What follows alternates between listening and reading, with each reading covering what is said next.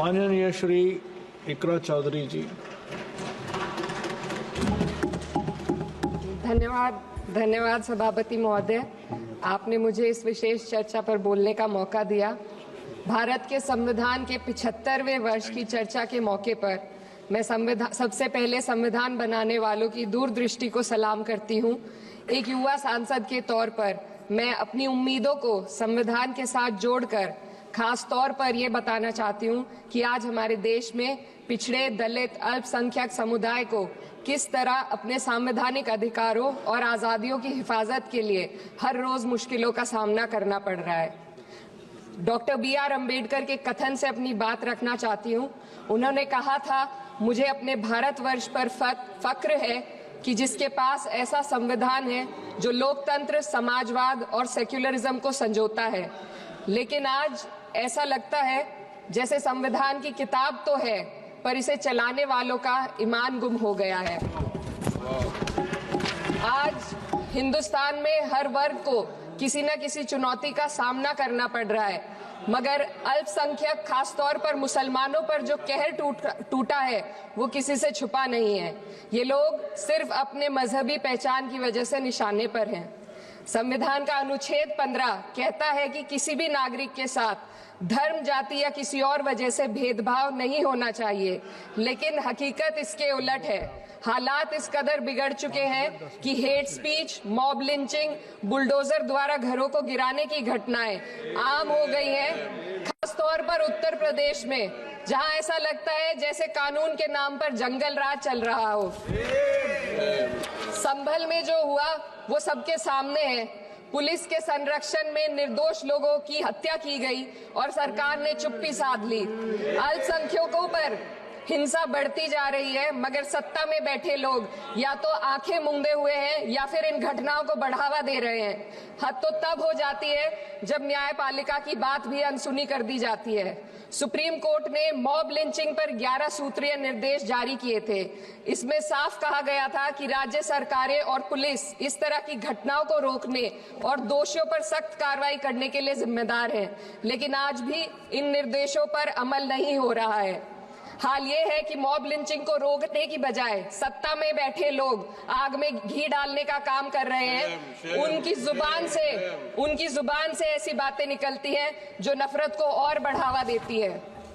ये अशांति अब इतनी गहराई तक फैल चुकी है कि हमारे समाज के धर्मनिरपेक्ष चरित्र पर गंभीर सवाल उठ रहे हैं। साल की शुरुआत में ही कई राज्यों में दुकानदारों को अपने नाम बोर्ड पर लगाने के लिए मजबूर किया गया।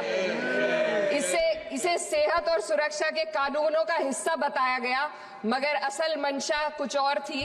ये कदम खास तौर पर मुसलमान दुकानदारों को निशाना बनाकर उठाया गया ताकि उनकी रोजी रोटी पर चोट की जाए।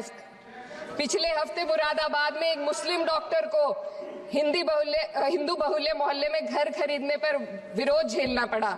वजह बताई गई कि इससे मोहल्ले की सामाजिक शांति बिगड़ जाएगी। अब आप ही बताइए, क्या ये वजह सही है, जायज है? असल में ये छोटी बड़ी घटनाएं इस बात का सबूत है कि सांप्रदायिकता को बढ़ावा देने वाले बयान और नीतियां हमारे समाज को अंदर से खोखला कर रही है। उत्तर प्रदेश में यति नरसिंहन ने बेहद घटिया बयान दिया, लेकिन सरकार इन बयानों पर कोई कार्रवाई नहीं कर रही।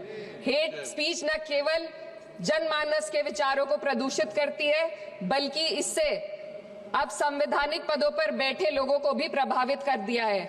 अभी हाल ही में माननीय उच्च न्यायालय इलाहाबाद के माननीय न्यायाधीश ने ऐसे बयान दिए जिसका संज्ञान खुद सुप्रीम कोर्ट को लेना पड़ा। संविधान के अनुच्छेद 29 और 30 ने अल्पसंख्यकों को उनके मजहबी और सांस्कृतिक हक दिए हैं ताकि वो अपनी पहचान को बचा सके और अपने संस्थान चला सके, लेकिन आज उन्हीं हकों पर हर तरफ से चोट की जा रही है। वक्फ जैसे बिल लाकर उनके धार्मिक अधिकारों को छीनने की कोशिश की जा रही है। आज अल्पसंख्यक समुदाय को संविधान द्वारा दिए गए अपने बुनियादी अधिकार पाने के लिए लंबी लड़ाई लड़नी पड़ रही है। ऐसे कई मामले अदालत ने न्याय देकर संविधान की रक्षा की है, लेकिन अदालती प्रक्रिया में जो समय लगता है उसकी वजह से देश के सामाजिक ताने बाने को भारी नुकसान उठाना पड़ता है। मिसाल के तौर पर इलाहाबाद हाई कोर्ट ने 2000 2004 के मदरसा एक्ट को रद्द कर दिया था, जिससे मदरसों के संचालन पर सवाल उठे।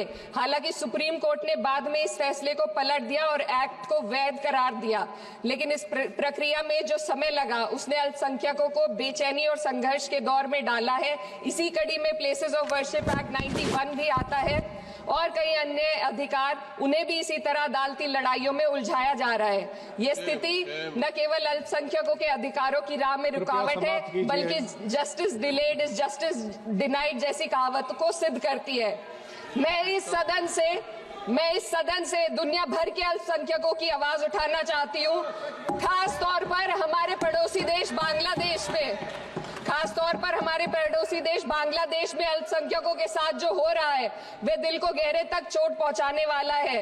उनकी जान माल की हत्या की जा रही है। बांग्लादेश हो या हिंदुस्तान हो या कोई और देश, अल्पसंख्यकों की सुरक्षा, इज्जत और अधिकारों की हिफाजत हर सरकार की सबसे पहली जिम्मेदारी होनी चाहिए। मैं इस सदन से अपने देश के अल्पसंख्यकों के साथ बांग्लादेश के पीड़ित अल्पसंख्यकों की आवाज को एक साथ उठाना चाहती हूँ। ये वक्त की पुकार है कि हम सब मिलकर ये सुनिश्चित करें कि किसी भी इंसान को उसकी पहचान या मजहब के कारण डरकर जीने पर मजबूर ना होना पड़े। जहाँ हक छीने जाते हैं वहाँ अमन खो जाता है। ये बात हर सरकार को समझनी चाहिए। अगर हम सच में अपने संविधान का सम्मान करना चाहते हैं तो हमें नफरत और भेदभाव को खत्म करना होगा। हमें ये दिखाना होगा कि ये मुल्क हर वर्ग, हर जाति, हर धर्म और हर समुदाय का है, और जब तक ऐसा नहीं होगा तब तक संविधान की आत्मा सिसकती रहेगी। सर, अपनी बात को खत्म करते हुए मैं एक शेर अर्ज करना चाहती हूँ। ये दाग दाग उजाला, ये शब्द